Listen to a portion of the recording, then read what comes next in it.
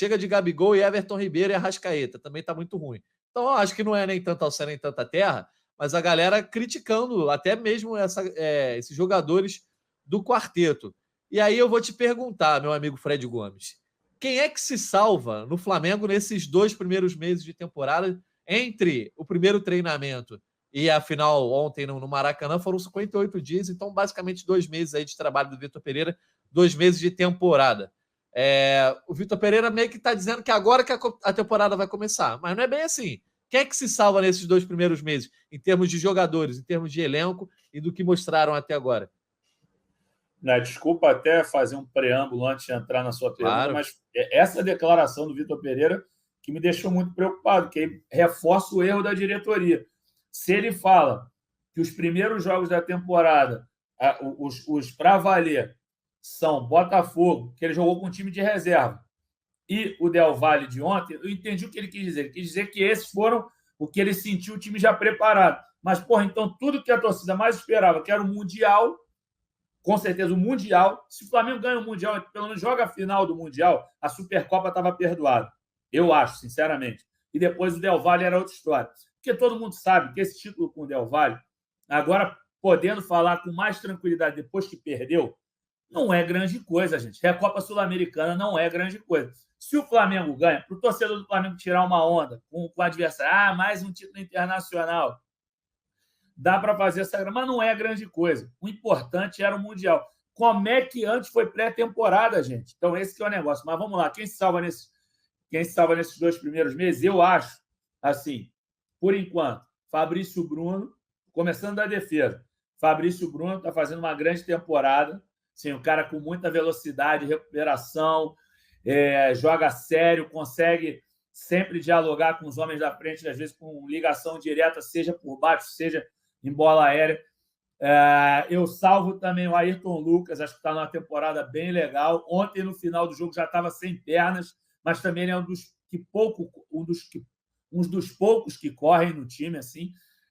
Eu não estou dizendo que os outros não Só para pontuar, ô Fredão, só para pontuar Fala. no Ayrton Lucas, porque ele foi poupado em algumas partidas pelo Vitor Pereira, que falou claramente em coletiva que ele precisava ser poupado por conta do físico.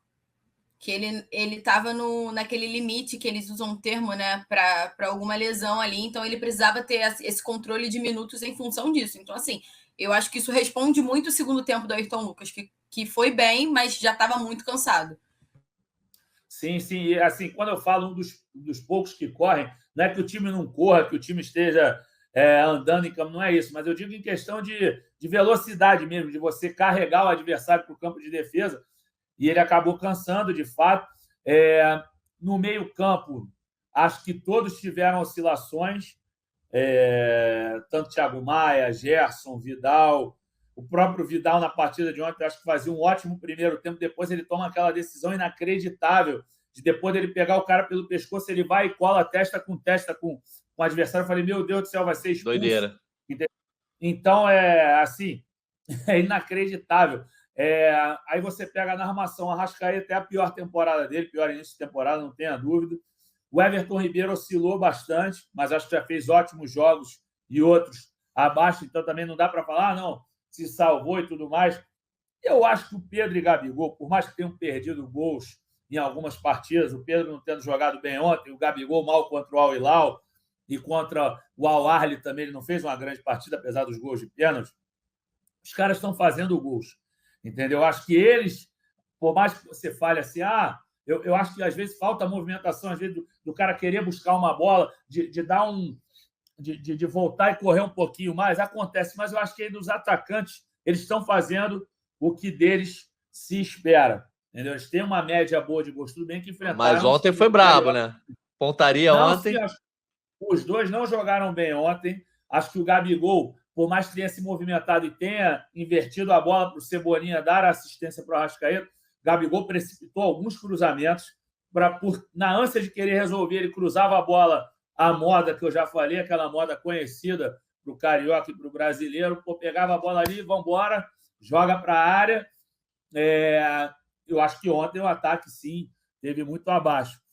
Mas, cara, eu acho que é mais limpar a barra.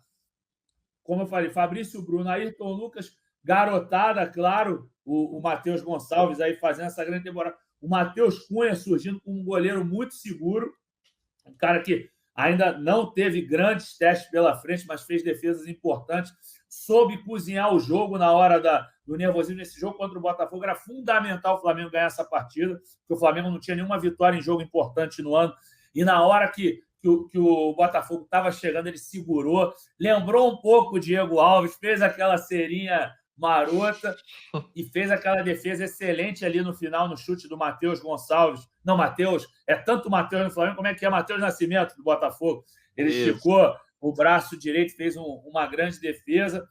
Então, acho que ainda tem, acho que é muito novo, mas você tem um Lohan aí para ver em algum momento.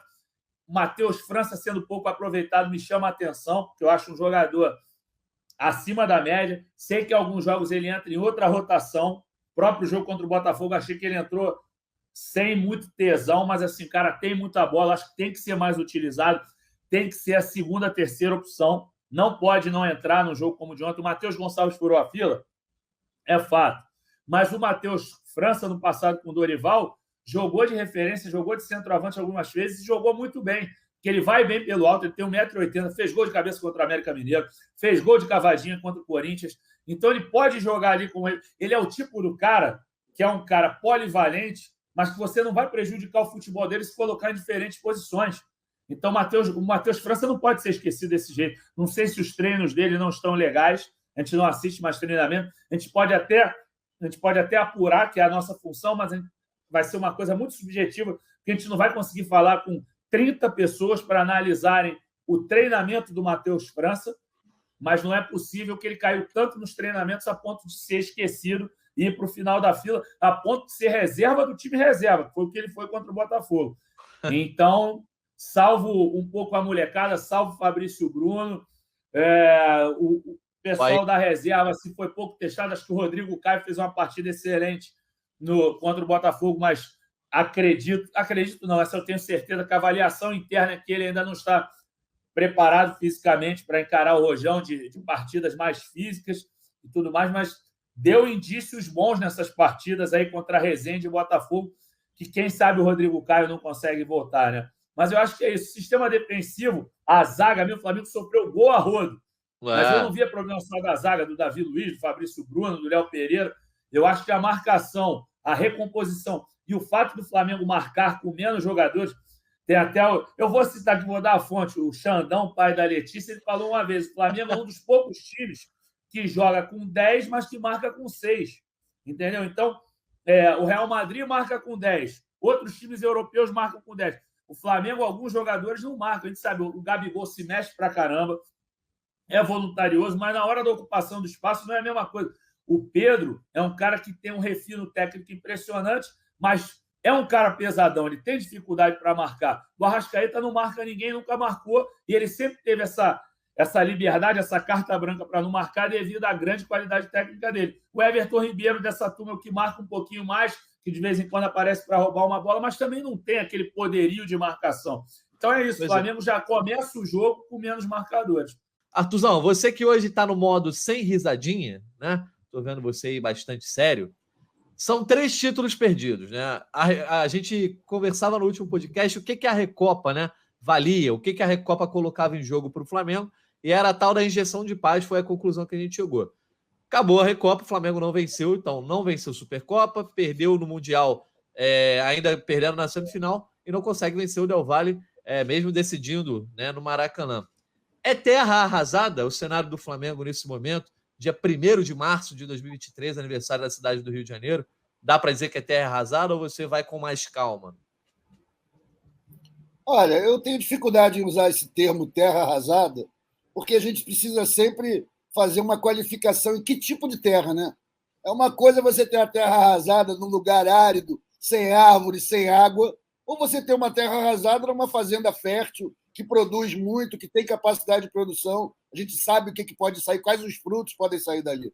Eu só diria que a fazenda está mal administrada, que a fazenda foi deixada na mão de quem não está pensando direito. O Fred, na análise dele, deixou claramente isso nessa analogia que ele fez com o carro. A gente sabe que a diretoria errou mesmo, está certo. E o que é pior, porque eu acho que você arriscar faz parte do jogo. O que você não pode fazer é não assumir que está arriscando e criar uma expectativa na torcida e que, na boa, em dezembro, quando contrataram um amigo, ou fim de novembro, contrataram o Vitor Pereira, ninguém imaginava que o Flamengo ia chegar no primeiro dia de março com 3 taças perdidas, com 3 competições perdidas e sem qualquer evolução para o time anterior. Do time do Dorival para o atual, nada melhorou, em nenhum aspecto, nem individualmente.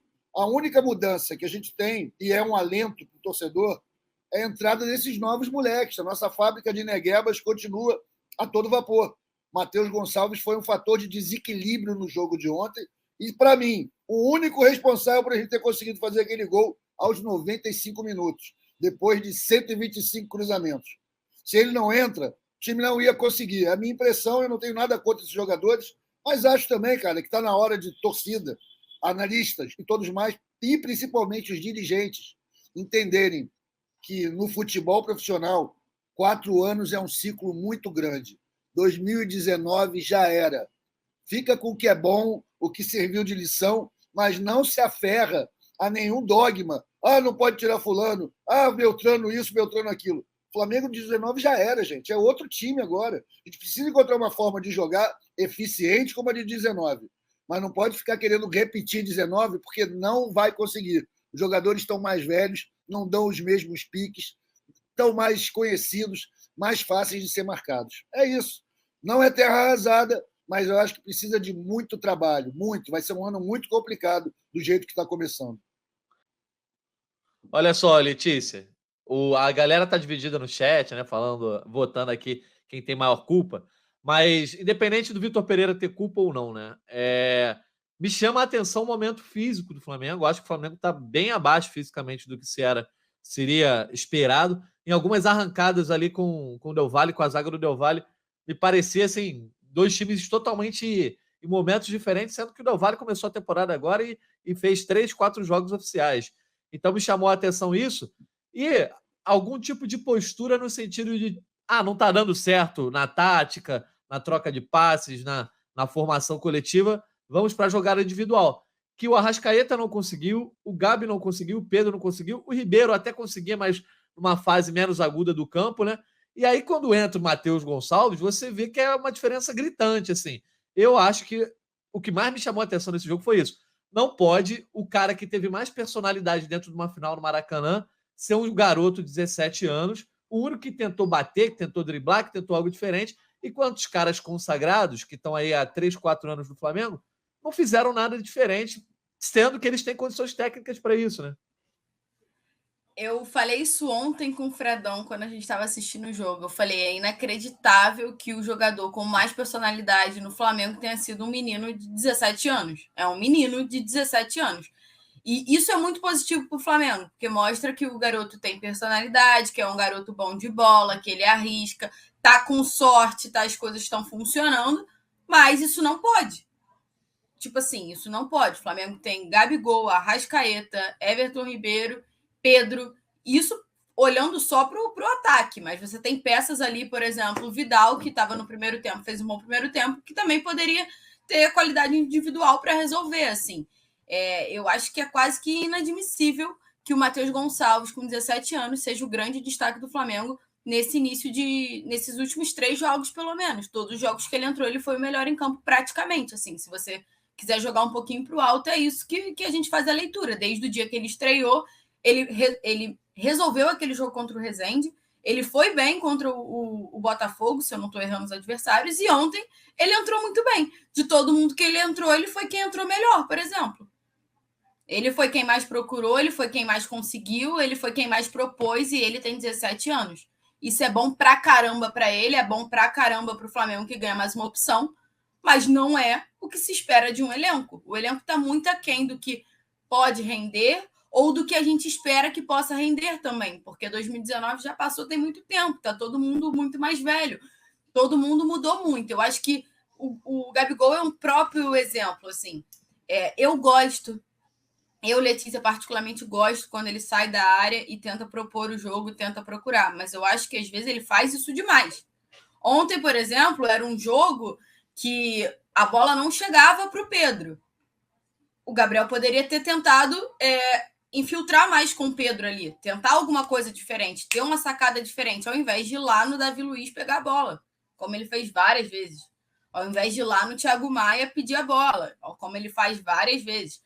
Assim, eu gosto dessa versão Gabi assistência, dessa versão Gabi meia, dessa versão aí mais completa dele, mas eu acho que em alguns momentos ele precisa dar um passo atrás e tentar ser o Gabigol que se esperava, ou o Gabigol que a torcida está acostumada, principalmente num dia que o Pedro não está bem. O Pedro não estava bem, o Pedro muito provavelmente não estava 100% fisicamente, o Pedro não recebia a bola, porque o Pedro também tem partidas agora que ele não estava bem, mas uma bola ele fazia o gol. Mas ontem, praticamente, ele não teve chance. Teve uma que o Fred citou aqui durante a live, mas assim, a bola praticamente não chegou para ele também. E o Gabigol poderia ter feito algo para ajudar ali naquele momento, diminuir um pouco a linha entre eles.